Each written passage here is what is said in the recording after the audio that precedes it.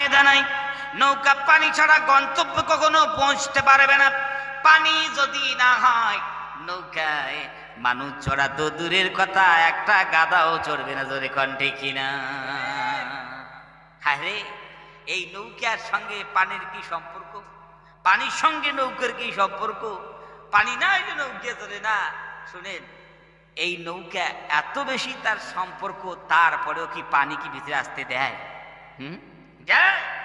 যদি 1-2 লোটা যদি পানি আসে, তার জন্য নৌকার সঙ্গে আবার মোটর ফিট করে রেখেছে, পানি আসলেই বার করে দেবে, ঠিক কিনা? দেয় না? আবার লোটা দিয়ে মাঝি তা পানিগুলো সে ফেলে দিবে, জানে এই পানি যদি নৌকার ভিতর যদি ঢোকে তাহলে কিন্তু ক্ষতি করে ফেলবে, ঠিক না? নৌকায় যদি কয় আরে পানি আমার সঙ্গে, পানি আমাকে এত ব্যবহার করে, পানির সঙ্গে আমার এত গাঢ় সম্পর্ক, নিবিড় সম্পর্ক, নিজের বুকটা একটু ফুটা করি, এই বুকটা ফুটা করে পানিটা একটু কলিজার মধ্যে নেই, যেহেতু আমার পানি আমার অনেক মহব্বতের কাছে। এই যদি নৌকা পরিকল্পনা করে, নৌকা যদি নিজের বুক ফুটা করে পানিকে কলিজার মধ্যে জায়গা দেয়, আল্লাহর কসম এই নৌকা গন্তব্যে জীবনে পৌঁছতে পারবে না। এই পানি ঢুকে ঢুকে নৌকাকে এমন ভাবে গ্রাস করে ফেলবে, সাগরের অতল তলে ডুবিয়ে দিবে। জোরে কণ্ঠে কিনা? হ্যাঁ রে পৃথিবীর মানুষেরা, তোমরা যদি আল্লাহ রাব্বুল আমিনের জায়গায় দুনিয়াকে বসাও, আল্লাহ রাব্বুল আমিনের ইবাদতের জায়গায় যদি দুনিয়াকে তোমরা যদি প্রাধান্য দাও, পৃথিবীর বান্দা বান্দিরা তোমরা জেনে রেখে দাও, এই দুনিয়া কলিজার মধ্যে ঢুকতে ঢুকতে এমন তোমাকে গ্রাস করে ফেলবে, আল্লাহ রাব্বুল আমিনের ইবাদত করতে দিবে না, আল্লাহর দাসত্ব করতে দিবে না, নামাজ পড়তে দিবে না। এই দুনিয়া তোমাকে খাইতে খাইতে দুনিয়া আখিরাত উভয় জগতে তোমাকে নাকাম করে ফেলবে। জোরে কণ্ঠে কিনা? ভাই, ওই জন্য আসুন আমরা আলেমুল আমাদের সান্নিধ্যে যাইয়া ভিতর থেকে দুনিয়াটাকে বার করে ফেলি। এই দুনিয়া কলিজার মধ্যে রাখলে চলবে না। এই দুনিয়া যদি কলিজার মধ্যে ঢোকে, আল্লাহর কসম দুনিয়া আখিরাত উভয় জগতে আমরা নাকাম হয়ে যাব, আমরা নাকাম হয়ে যাব। ওই জন্য আল্লাহ রাব্বুল আলামিন বলছে, বান্দারে যারা তোমরা সীমালঙ্ঘন করবে, যারা তোমরা দুনিয়াকে প্রাধান্য দিবে, তাদের ঠিকানা হলো জাহান্নাম। কোথায়? জোরে কোন? জাহান্নাম। আর এই দুনিয়াতে আমরা আজীবন থাকার জন্য আসিনি, ঠিক না? একজন কবিতার ভাষায় সুন্দর করে বলে, জগা জি লাগানে কি ये दुनिया नहीं है,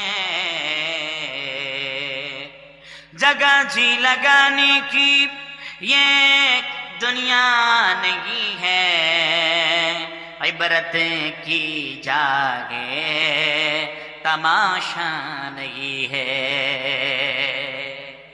जगह जी लगाने की दुनिया नहीं है। এটা বন লাগানোর জায়গা নয়, এটা মন বসানোর জায়গা নয়। ইবরত কি গাহে, এটা হচ্ছে শিক্ষা অর্জনের জায়গা, আমলের জায়গা, কোনো নাট্য মঞ্চ না। জোরে কণ্ঠে কিনা? এইখানে যে আজীবন থাকার জন্য আমরা আসিনি, এই দুনিয়া থেকে আমাদেরকে একদিন বিদায় নিতে হবে। ব্যাস, আপনাদেরকে আর একদল মানুষের কথা আমি বলতে চাই। ভাই, আর একদল মানুষ কোন দল মানুষ? যারা জান্নাতে যাবে।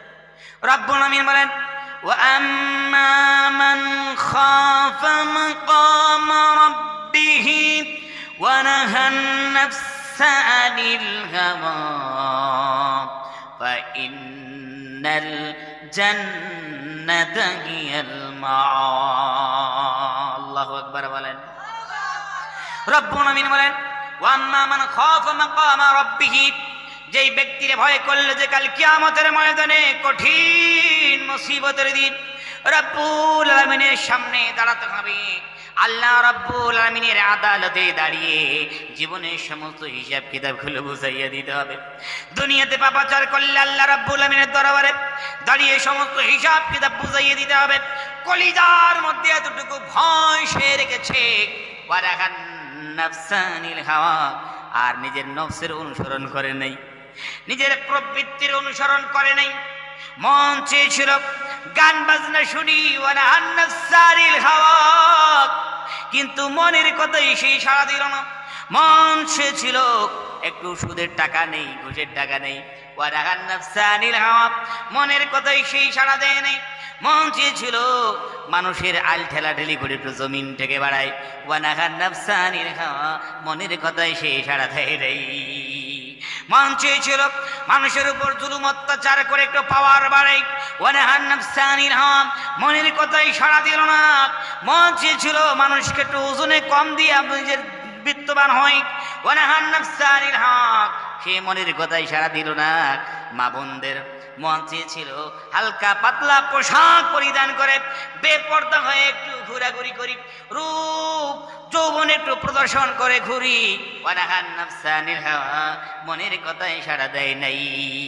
রব্বুল আলামিন বলে, বান্দা বান্দিরা, দুনিয়ার মুখে তোমাদের মন অনেক কিছু করতে চাইলো, কিন্তু তোমরা সাড়া দিলে না। তোমরা স্যাক্রিফাইস করলে, কুরবানি করলে, আমার ভয়ে অনেক কিছু কাজ তোমার করতে ইচ্ছা হলো, তোমরা করলে না। আমি রব্বুল আলামিন এমন তোমার রব।